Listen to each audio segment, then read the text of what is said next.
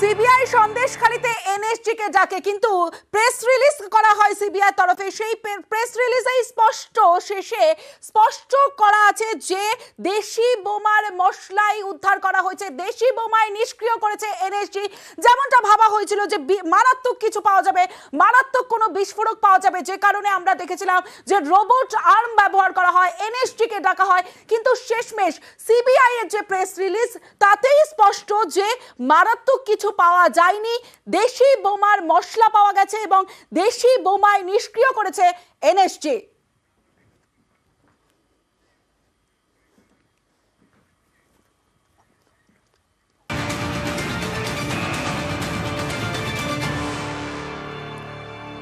অন্যদিকে সন্দেশখালীর বেতাজ বাদশা শেখ শাহজাহানের ডেরায় পুলিশের রিভলভার, পুলিশই একমাত্র ব্যবহার করে কোল্ট রিভলভার। আর সেই কোল্ট রিভলভার উদ্ধার হয়েছে, একাধিক রিভলভার উদ্ধার করেছে সিবিআই। সেখানে পুলিশই একমাত্র ব্যবহার করে এই কোল্ট রিভলভার। যে রিভলভার উদ্ধার হয়েছে সন্দেশখালীর বেতাজ বাদশা শেখ শাহজাহানের ডেরায়। সরাসরি চলে যাব, অমিত রয়েছে আমার সঙ্গে, অমিতের সঙ্গে কথা বলবো। অমিত, একটাই প্রশ্ন, যে শেখ শাহজাহানের ডেরায় এই পুলিশের বন্দুক অর্থাৎ পুলিশের রিভলভার আসলো কোথা থেকে?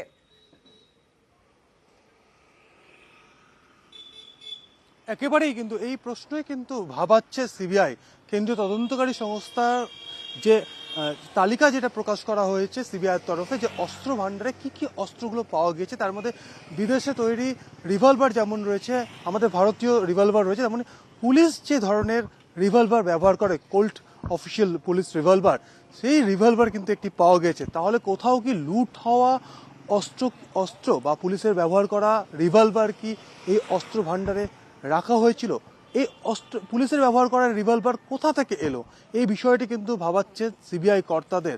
কারণ যে আগ্নেয়াস্ত্র সেখান থেকে পাওয়া গিয়েছে এই অস্ত্র ডেরা থেকে, সেখানে ফরেন মেড রিভলভার রয়েছে, ইন্ডিয়ান মেড রিভলভার রয়েছে, একদম দেশি যে রিভলভারগুলো ব্যবহার করা হয়ে থাকে, দেশি বন্দুক বলা হয় এক কথায়, তা রয়েছে, একাধিক লাইভ কার্টিজ রয়েছে, তার মধ্যে কোল্ট রিভলভার যেটি পুলিশ ব্যবহার করে।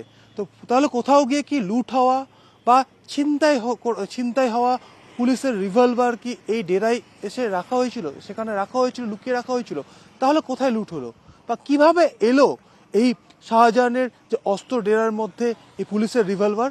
এই প্রশ্নই কিন্তু এই মুহূর্তে ভাবাচ্ছে তদন্তকারী সংস্থাকে। কারণ তাদেরই তরফে অফিসিয়ালি জানানো হয়েছে যে বিভিন্ন যে অ্যামিউনিশন বা রিভলভারগুলি পাওয়া গিয়েছে বা বন্দুক পাওয়া গেছে বা দেশীয় বন্দুক পাওয়া গেছে, তার মধ্যে কিন্তু পুলিশের ব্যবহার করা একটি রিভলভার পাওয়া গেছে।